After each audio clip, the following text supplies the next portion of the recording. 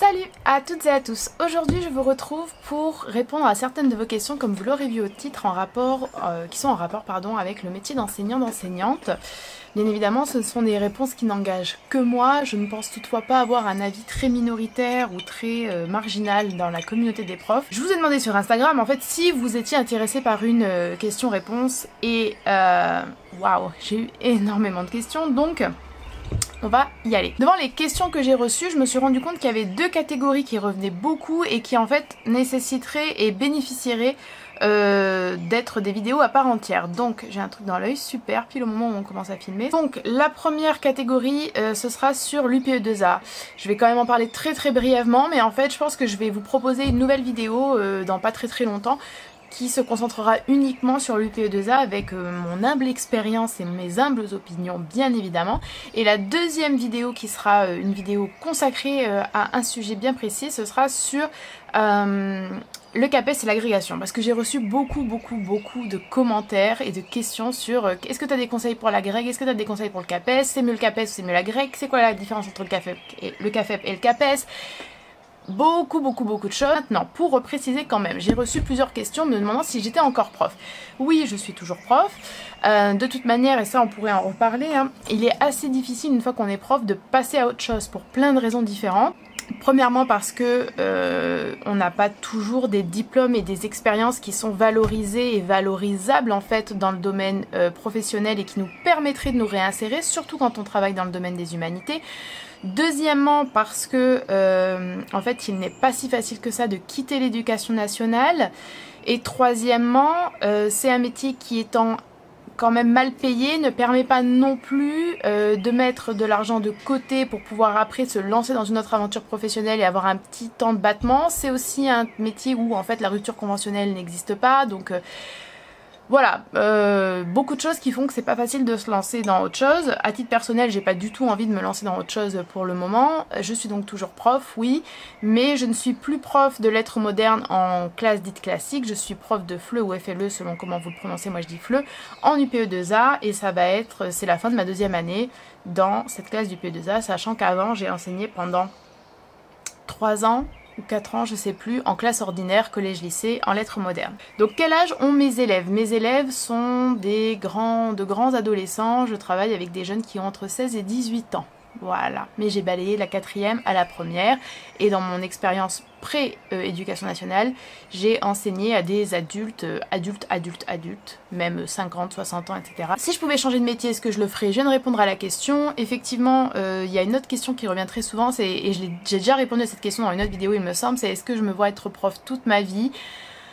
En fait, bizarrement, j'en ai pris conscience il n'y a pas très longtemps, je suis pas du tout une personne qui me projette de cette manière-là, alors que je suis extrêmement angoissée, angoissée par le temps qui passe, d'autant plus, donc c'est peut-être un petit peu paradoxal, mais en fait je me projette pas, donc j'ai pas vraiment de vision sur le long terme. J'aime beaucoup le métier de prof, je trouve que c'est un métier extrêmement utile, voire l'un des plus utiles dans la société en fait, c'est un métier passionnant, humain, etc. Mais très difficile et ça on pourra en reparler. Et hormis travailler dans le domaine de la culture, c'est-à-dire une librairie par exemple, ou créer du contenu de manière indépendante en ligne, il n'y a pas grand chose d'autre qui m'intéresse pour être franche. Quels sont les pires préjugés que je ne supporte plus d'entendre? Eh bien moi je ne supporte plus beaucoup de choses hein, qu'on peut dire sur les profs. Déjà je supporte pas d'entendre que les profs sont des fainéants. C'est vraiment quelque chose qui revient mais énormément, et en fait ce qui m'a frappée c'est que c'est quelque chose qui revient aussi beaucoup de personnes qui parfois sont proches des profs, des personnes qui sont pas profs mais qui vont travailler dans les établissements scolaires, qui peuvent se permettre ce genre de propos alors qu'ils n'ont jamais été face à une classe pendant 2 heures ou 3 heures d'affilée. Donc ça, premièrement, je trouve que c'est insupportable. Deuxièmement, l'idée que les vacances scolaires c'est absolument génial, c'est la panacée. Alors oui, c'est sûr que c'est génial d'avoir entre guillemets ces vacances scolaires, mais en fait je pense qu'il y a vraiment il y a une discussion à avoir sur les vacances. Déjà, elles nous sont, entre guillemets, imposées parce que les élèves ont des vacances. C'est pas du tout comme si c'était un privilège accordé aux profs parce que ils l'auraient mérité ou parce qu'ils auraient trop travaillé. Non, c'est parce que en fait, les élèves sont en vacances. Donc forcément, bah, nous, on va pas travailler sur établissement. Mais ça veut pas dire qu'on travaille pas et je vais y revenir.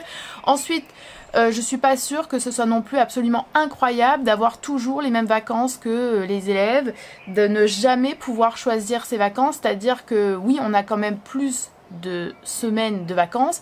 Mais en fait, s'il y a un truc génial qui se passe en septembre ou j'ai n'importe quoi mi-mai, bah tant pis pour vous en fait. Il n'y a aucune flexibilité possible sur vos jours de congé, il faut quand même le garder à l'esprit.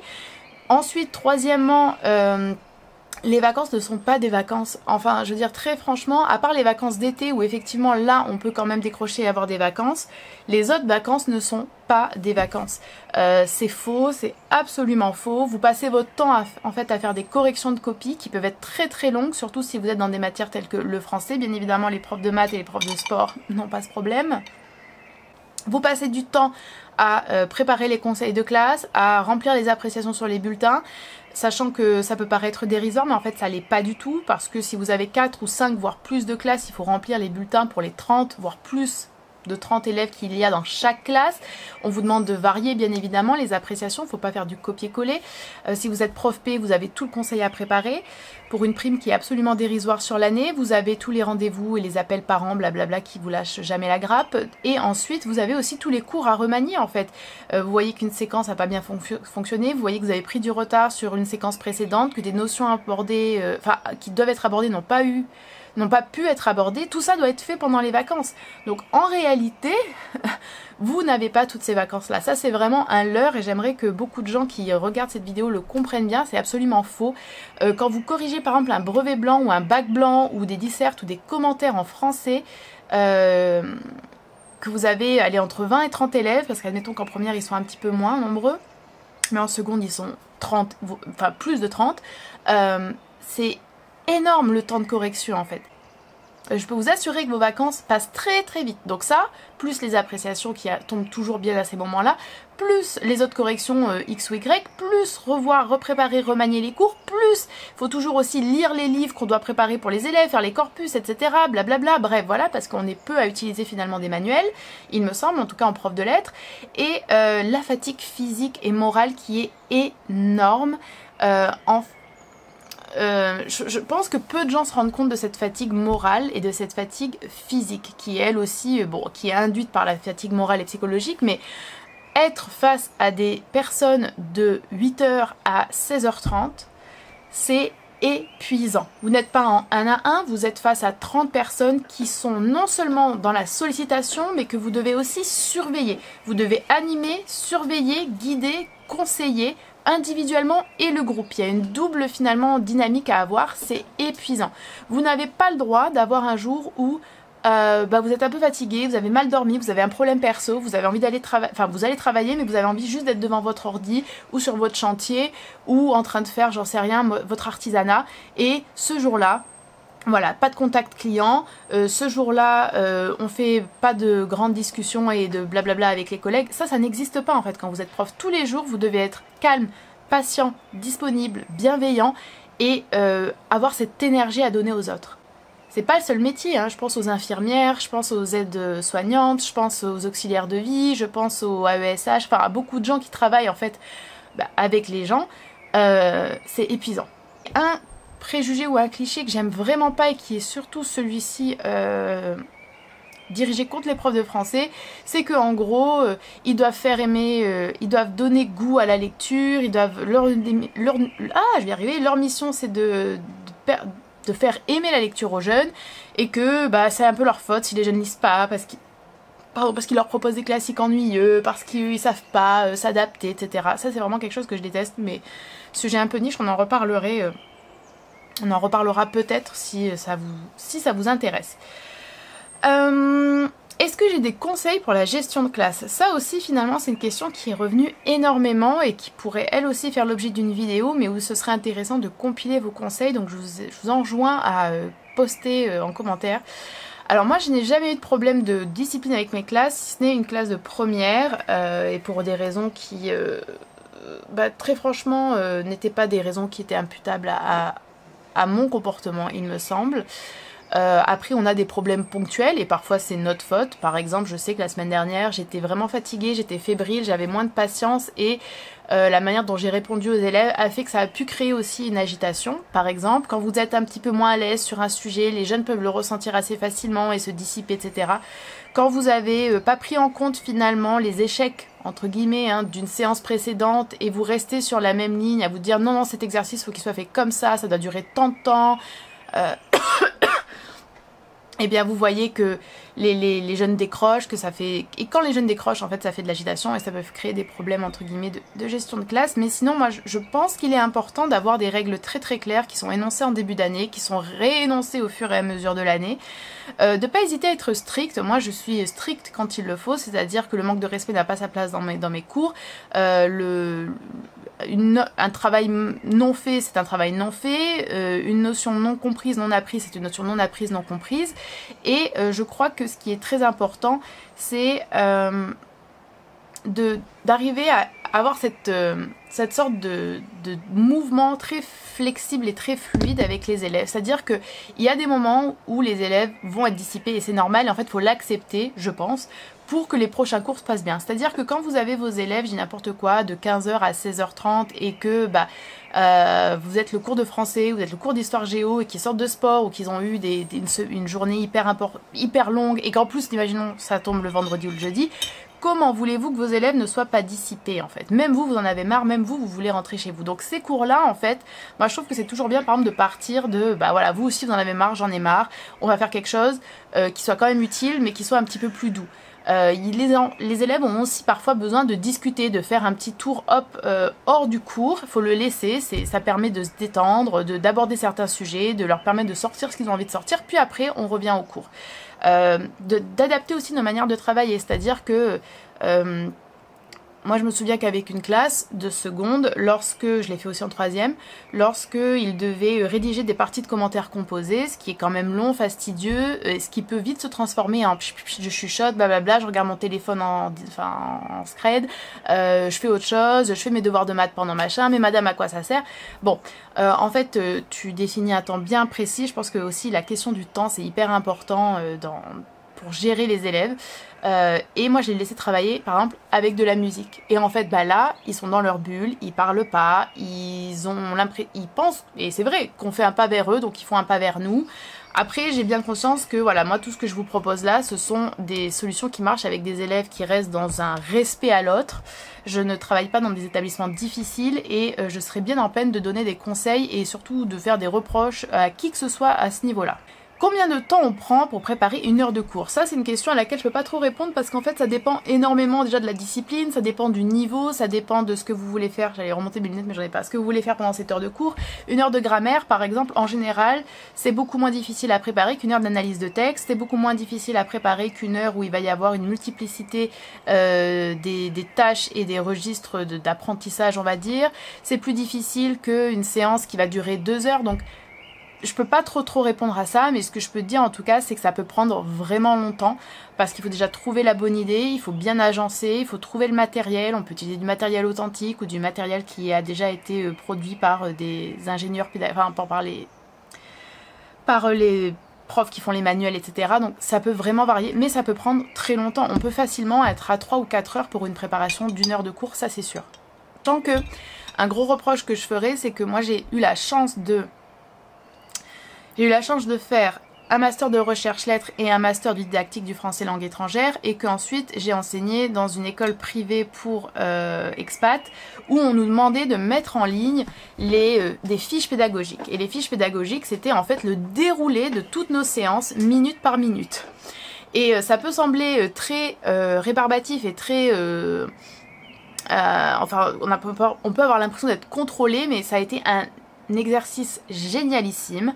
Et je vois qu'en formation on ne le fait pas du tout et je vois beaucoup de jeunes, enfin beaucoup de profs qui, pour moi, quand je les observe en tout cas, gèrent très mal le passage d'une activité, enfin moi aussi il y a des choses que je gère très mal, hein, je précise, c'est pas le passage d'une activité à l'autre, combien de temps on met sur quelle activité, et en fait les élèves s'ennuient, et en fait le cours est pas très intéressant, et on n'arrive pas à une conclusion, on n'a pas de moment où on peut revenir sur ce qui a déjà été fait, bref, Donc moi je suis très heureuse d'avoir eu ces apprentissages là qui font qu'en fait préparer les cours c'est quelque chose que j'adore et je pense que je le fais peut-être plus rapidement que pas mal de gens parce que j'ai eu une expérience très formatrice à ce niveau là et malheureusement c'est pas du tout ce qui se passe, en tout cas de ce que j'ai vu dans les formations qui sont prodiguées durant l'année de stage. Est-ce qu'on est impacté émotionnellement par le travail de prof? Bien évidemment que oui. Je vais faire une liste non exhaustive de tout ce qui peut nous impacter. On fait un cours qui ne fonctionne pas, on se sent nul. Les élèves font parfois des réflexions qui peuvent être blessantes. On voit que des élèves ne progressent pas et n'arrivent pas à aimer la matière ou à comprendre l'intérêt de la matière. Ça nous questionne, ça nous embête, etc. Les élèves sont très parfois énervants et c'est émotionnellement drainant, stressant, fatigant, ça peut être très désagréable. Des élèves ont des problèmes à la maison, ou des élèves sont en foyer, ou des élèves... Enfin bon bref, il y a beaucoup de situations qui peuvent se présenter à nous et on y pense une fois que le cours est fini, on essaie de se demander ce qu'on pourrait faire pour les élèves et en même temps il faut garder une distance et en même temps on peut pas faire grand chose non plus de plus. Il y a des injustices aussi qu'on peut constater qui sont parfois vraiment difficiles à avaler, par exemple dans les conseils de classe ou dans l'orientation ou dans la manière dont nous on est traités même tout simplement. Donc voilà, c'est parmi les nombreuses choses qui font que ce métier peut être drainant. Les notes pour ou contre? Alors, je suis totalement pour les notes. Je suis en fait vraiment... Alors ce débat éternel de compétences vs notes, de notes chiffrées vs notes lettres, enfin bon bref, de couleurs. Je pense que en réalité on est pris dans une société qui est une société qui nous évalue, une société qui est dans la compétition, une société qui de toute manière ne peut, enfin où une certaine forme d'évaluation se justifie, c'est-à-dire que si vous mettez vos mains entre un conducteur de bus qui ne sait pas conduire, il y aura un problème. Si vous mettez votre vie entre les mains d'un docteur qui en fait n'a pas passé ses examens, il y aura un problème, etc., etc. Je préfère manger du pain qui a été fait par quelqu'un qui sait faire du pain que quelqu'un qui ne sait pas en faire, d'accord? Et qui respecte les règles d'hygiène que quelqu'un qui ne les respecte pas. Bref, vous voyez ce que je veux dire? Donc en fait l'évaluation, de toute manière, elle n'est pas là pour punir, elle est là aussi pour faire que la vie en société se déroule bien et pour permettre aux personnes de aussi s'orienter vers le chemin qui leur convient et de savoir quand il faut s'améliorer, ce qu'il faut améliorer, etc. Je pense que... le problème, c'est que beaucoup de gens restent dans l'idée que la note évalue l'individu alors qu'elle évalue un travail donné. Je suis assez persuadée que de passer par des couleurs ou uniquement par des compétences de toute manière ne servira pas à grand chose parce que dans la tête des élèves, ça reviendra à une note. Au lieu de dire j'ai eu 16, on dira qu'il y a une moyenne de bleu ou de rouge ou de vert ou que sais-je, de maîtriser, pas maîtriser en cours d'acquisition. Et personnellement, je trouve que les notes permettent quand même une certaine nuance et une précision qu'il n'y a pas dans les autres manières d'évaluer. On pourra me rétorquer que les notes sont aléatoires et arbitraires. Il y a une part d'arbitraire d'une certaine façon dans la notation, mais pas vraiment. La notation, ça fait aussi partie des compétences des profs et en fait, on est censé s'intéresser à la manière dont on note, se remettre en question sur la manière dont on note et pas juste noter au feeling comme ça, pif, ça me plaît, tiens c'est 16, oh, ça me parle pas, c'est 9, oh là c'était pas trop top, c'est 12, c'est pas comme ça qu'on note, je précise quand même. Ce que je pense du redoublement. Le doublement qui n'existe quasiment plus, c'est une très très grave erreur à mon sens. En fait, je pense que le redoublement, c'est l'adaptation logique de l'école au rythme des élèves. Et c'est marrant parce qu'on nous parle tout le temps de « Ah, mais il faut s'adapter aux différents élèves, aux différents profils, aux différents rythmes. » Et quand on voit qu'en fait un élève a besoin de 2 ans pour faire une quatrième ou de 2 ans pour faire une seconde, ah bah non, maintenant c'est plus possible. En fait, il faut qu'il passe en troisième ou il faut qu'il passe en première. Sachant qu'on sait très bien qu'en fait, en général, ça va très très mal se passer derrière, qu'il va se casser la figure ou elle va se casser la figure dans l'année qui suit. Mais on s'en fout, c'est pas grave, d'accord? Faudrait surtout pas faire redoubler pour des questions d'argent, pour des questions d'effectifs, et aussi parce qu'en fait c'est maintenant mal vu pédagogiquement, c'est trop strict, c'est ceci, c'est cela. Moi je connais énormément de gens qui étaient élèves quand j'étais élève, qui ont redoublé et à qui ça a fait le plus grand bien. Et en fait, certaines personnes, pour diverses raisons, ont besoin de 2 ans pour faire une année, et c'est pas grave, c'est la vie. Il doit pas y avoir de jugement par contre derrière, bien évidemment. Ce que je préfère dans le métier de prof et ce que j'aime le moins. Alors ce que je préfère en fait, et je pense que beaucoup de profs répondraient la même chose, en fait je préfère enseigner. Et tout ce que j'aime pas, c'est tout ce qui est à côté de l'enseignement et qui vient nous prendre énormément de temps, d'énergie, je sais pas comment dire, d'engagement, et qui en fait nous dégoûte peu à peu de l'enseignement, enfin ne nous dégoûte pas de l'enseignement mais nous empêche d'enseigner. Et je pense que tous les profs et toutes les profs comprendront très bien ce que je veux dire par là. C'est-à-dire que ce que j'aime, c'est préparer mes cours, être avec les élèves, faire des activités, leur donner la parole, faire les traces écrites, faire des révisions, tout ça, tout ça, tout ça. Par contre, ce que je n'aime pas, c'est bon, bah, la discipline déjà, clairement, même si j'en fais pas, mais la discipline, je n'aime pas. Mais tout ça, je vous en parle, sachant que ça ne me concerne plus dans ma classe du PE2A. Mais le souvenir est très vif, donc je sais très bien de quoi je parle. Je n'aime pas toutes les réunions qui ne servent à rien. Je n'aime pas ces longues journées pédagogiques qui ne servent à rien et où les profs ne sont presque jamais consultés sur les sujets qu'ils et elles aimeraient voir être abordés. Et on doit rester de 8h30 jusqu'à 17h dans une grande salle, toutes et tous ensemble en général, et où on ne fait rien. Je n'aime pas les autres réunions tout au cours de l'année qui ne servent aussi à rien. Je déteste, mais je déteste, et je le dis haut et fort, l'ingérence des parents dans l'école. Je trouve que c'est l'un des aspects les plus insupportables. Je déteste que désormais, grâce à Pronote, ou à École Directe ou autre, nous, les profs, soyons joignables H24, 7 jours sur 7, par les profs, par les parents et par les élèves, pour demander pourquoi nous avons mis cette note, pourquoi nous avons mis un mot, pourquoi nous n'avons pas fait ça, pourquoi nous faisons ci comme ça, est-ce que mon enfant peut être placé au premier rang, est-ce que mon enfant peut avoir un traitement particulier, et madame ceci, et madame cela. C'est insupportable, cela nous bouffe réellement, donc ça je le déteste. Les parents peuvent parfois être vraiment des harceleurs et des harceleuses. Clairement, mais alors j'ai aucune honte et aucun problème à le dire et ça c'est insupportable. Je déteste aussi tout ce qui nous rajoute du travail et qui sert pas, enfin pas qui sert pas à grand chose, mais on va dire que maintenant il y a beaucoup de gestion en fait et il y en a, c'est une part utile, mais en tout cas c'est vrai que c'est ce que j'aime le moins. Ça va être par exemple, comme je vous l'ai dit, toutes les réunions, ça va être la multiplication des conseils de classe où en fait le temps n'est pas optimisé, où en fait il y aurait tellement de manières, je trouve, de les rendre plus intéressants et plus utiles. J'aime pas non plus toutes les nouvelles façons de... Enfin, en gros, toutes les directives totalement, bien évidemment, hors sol et déconnectées qui émanent d'un ministère qui semble avoir totalement oublié ce que c'était d'être prof et de consulter les profs et les profs. Il y aurait sans doute d'autres choses que j'aime un peu moins, mais voilà, pour moi, c'est vraiment ça. Et dans ça, il y a un petit peu la correction de copie et justement ça amène la question suivante qui était qu'est-ce que tu penses de la correction de copie? Est-ce que tu aimes ça? Est-ce que ça prend du temps? Comment tu t'organises? Alors cette année, encore une fois en UP2A, j'ai beaucoup de chance à ce niveau-là, mais j'en parlerai dans la vidéo dédiée. Mais en ayant été prof de lettres en 4e, 3e, seconde, première, j'ai donc dû corriger des brevets blancs, des bacs blancs, faire passer des oraux, j'ai été de surveillance au bac et de jury de bac pour les oraux de français. Et on doit aussi former les élèves de seconde à la disserte, aux commentaires, etc. Donc j'ai corrigé beaucoup de choses, ok. Alors, en soi, moi, la correction des copies, je trouve que c'est un exercice fastidieux, très très long, très chronophage, qui peut vraiment être fatigant. Vraiment, ça prend un temps fou. Et donc ça devient un petit peu désagréable.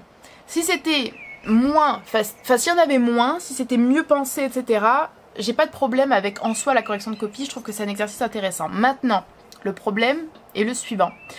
Il y a quand même une énorme part de triche en fait. C'est-à-dire que maintenant, vous pouvez plus donner de... Enfin, vous pouvez plus, en tout cas, là je parle vraiment pour moi, hein, avec des sentiments qui sortent un peu comme ça, donc voilà. Mais en gros, c'est devenu très difficile de donner des devoirs maison aux élèves. Sauf que les devoirs maison, c'est hyper important. Alors il y aura il y a une discussion sur les devoirs, parce qu'on n'est pas tous, enfin voilà, tous les élèves sont pas égaux et égales, il y en a qui n'ont pas de chambre, il y en a qui n'ont pas des parents pour les aider à faire leurs devoirs, bref, toutes ces choses-là. Et oui, c'est un fait, c'est vrai, mais en même temps, on a besoin de devoirs. La manière dont l'école française en tout cas fonctionne, on a besoin de devoirs. Je dis pas que c'est un fait immuable dans l'idée de l'enseignement, mais en tout cas, là, si on donne pas de devoirs aux élèves... Comment on fait pour voir toutes les notions, tous les textes, comment on fait pour les préparer à toutes les formes d'examen, comment on fait pour respecter tous les délais et toutes les échéances et tous les objectifs qui nous sont fixés si on n'a pas recours à des devoirs. Voilà, sachant que quand même l'entraînement, la pratique et l'enseignement en spirale, c'est hyper important en fait quand on apprend une matière, quand on apprend une discipline, quand on apprend une langue, donc voilà, bref. Donc voilà, je suis au courant des problématiques que peuvent soulever la question des devoirs, mais nous avons besoin des devoirs. Ce que je voulais dire, c'est qu'en gros, les devoirs, c'est important, et les devoirs maison sur de gros exercices comme la disserte, le commentaire, l'écrit d'invention, l'écrit d'argumentation, etc., c'est hyper important pour préparer les élèves. Ça prend énormément de temps, donc en fait, on peut pas prendre à chaque fois 2 heures de nos cours pour donner ce genre de devoirs surveillés en classe. Et maintenant, malheureusement, vous avez très peu d'élèves qui font ce travail sérieusement. Et donc vous avez les élèves qui vont tout pomper sur internet, vous avez les élèves qui vont faire leurs devoirs à leurs profs particuliers ou particulières, vous avez les élèves qui ne le font pas, et vous n'avez pas le droit de mettre 0, vous n'avez pas le droit, enfin bref, parce qu'il y a, en gros on est prisonnier finalement du bon vouloir des élèves d'une certaine manière. Ça prend longtemps, c'est parfois très répétitif, de nombreux élèves ne se donnent pas la peine de vous rendre un travail à minimum sérieux et à minimum soigné, donc vous êtes là en train de donner du temps de votre vie, du temps hors classe. C'est-à-dire que vous n'êtes pas là dans votre contrat, hein. C'est les heures à la maison que vous faites en plus et dont tout le monde se fout éperdument, hein, bien évidemment. Et vous corrigez des trucs absolument dégueux, absolument nonchalants, avec un irrespect incroyable en fait qui vous sont donnés, et avec tout le plagiat et maintenant tout ce qui est sur internet. Ça c'est un vrai fléau. Alors il y a toujours eu des manières en fait de un petit peu, voilà, tricher entre guillemets avec les fiches, avec les précepteurs de tout temps. Mais avec internet, ça a quand même atteint un niveau assez incroyable. Et donc vous devez faire ce double travail de correction et de vérification. Parce que bien sûr, si vous dites à un élève qu'il a triché, ou que c'est pas de lui, ah ben, il faut prouver que vous avez la source exacte. Donc voilà un petit peu finalement ce qu'il y a derrière la correction. Et moi quand même un truc, je suis désolée, mais je vais en parler. Moi je trouve qu'il y a un gros tabou, personne n'en parle, et je comprends aussi parce qu'on est un collectif, les profs, et on est un groupe quand même qui doit rester solidaire, je suis entièrement d'accord, mais en fait il y a une énorme inégalité de matière, et moi vraiment je trouve que c'est profondément injuste qu'on soit tous traités de la même façon, tous payés de la même façon, qu'on ait tous les mêmes emplois du temps, etc. Enfin, alors que je suis vraiment désolée de le dire, mais un prof de maths et un prof de lettres, pas la même chose, hein, dans la manière dont on fait les cours, dans la manière dont on gère les cours et dans les corrections qu'on a. Je vais prendre une dernière question parce que la vidéo est un petit peu longue. Comment vaincre le syndrome de l'imposteur, se sentir légitime malgré les failles, etc. Eh bien moi je pense tout simplement qu'en fait il faut reconnaître ses failles et arriver à faire avec. C'est-à-dire que je suis prof de lettres, mais ça ne veut pas dire que je suis incollable sur tout ce qui fait la littérature et tout ce qui fait la langue française, loin de là. Cela ne veut pas dire non plus que je ne peux pas faire d'erreurs devant des élèves, ou que je ne peux pas me tromper, ou que je ne peux pas faire un cours qui n'est pas très intéressant. Et en fait il faut le reconnaître, il me semble, sachant qu'il faut aussi savoir quand le reconnaître, parce qu'après les élèves peuvent aussi vous bouffer. Mais en tout cas, à titre personnel, pour soi en soi-même, personne n'est incollable. Même les personnes qu'on admire le plus peuvent être totalement incultes sur certains sujets et peuvent aussi avoir de gros points d'ignorance sur leur thématique de spécialité. C'est tout à fait normal, l'inverse est totalement illusoire, et donc pourquoi nous astreindre ou nous mettre la pression d'avoir un tel niveau d'excellence que personne d'autre n'a. Ça ne veut pas dire qu'on doit être là à se complaire et à jamais s'actualiser dans nos connaissances, dans les textes qui vont sortir, dans les pratiques pédagogiques ou dans les mises à jour de telle ou telle discipline, mais ça fait partie de la réalité en fait, tout simplement, et ça permet aussi de se cultiver. Et si on est peu à l'aise avec ceci, je pense qu'il faut préparer ses cours de manière à être le moins ou la moins mise en défaut. Mais les élèves poseront toujours des questions qui parfois nous déstabilisent. Dans ce cas-là, il faut juste dire « Ah bah très bonne question à laquelle je n'ai pas la réponse, cherchons donc ensemble ». Voilà. Il y a d'autres manières de faire. Il y a aussi l'idée par exemple de... Ça demande une certaine organisation, mais pourquoi pas par exemple compiler dans un petit cahier les questions des élèves et leur dire voilà, sur les 3 séances prochaines, nous allons travailler sur tel ou tel point. Certaines questions, je vous y répondrai, et d'autres questions, je vous propose qu'on les note dans ce carnet et qu'à la fin de la séquence, ou de cette longue séance plutôt, on fasse une recherche documentaire avec les tablettes, avec les ordinateurs, avec les téléphones si jamais on autorise les téléphones, et vous rechercherez vous-même les questions, les réponses à ces questions-là, puis nous les mettrons, on mettra en commun et on vérifiera. Vous voyez, par exemple, ça permet aux élèves d'être plus actifs, ça permet de les faire travailler différentes compétences, et en même temps, ça vous soulage d'un poids. Par exemple, c'est une toute petite technique comme ça qui peut aider. Et puis si c'est par rapport aux autres profs, dites-vous bien que y en a beaucoup qui prétendent et qui donnent beaucoup à voir, mais qui en fait en cours sont pas incroyables du tout, qui refont les mêmes choses tous les ans par exemple. Encore une fois, c'est pas grave, hein, c'est pas ça que je veux dire, mais voilà, il y a toujours l'image et la réalité, personne n'est parfait, personne n'est exemplaire, et vous n'avez à vous justifier auprès de personne d'ailleurs. Je précise, à part votre inspecteur ou votre inspectrice. J'espère que cette vidéo vous aura plu. J'ai laissé de côté beaucoup de questions, j'en suis désolée, mais vous voyez que la vidéo est déjà très très longue. Je vous dis à très bientôt pour la vidéo sur l'UP2A et sur le café CAPES à Greg. Si vous avez d'autres questions, n'hésitez pas. Si vous avez d'autres suggestions de vidéos en lien avec ces thématiques-là, proposez, je suis tout à fait preneuse et je vous dis à très bientôt.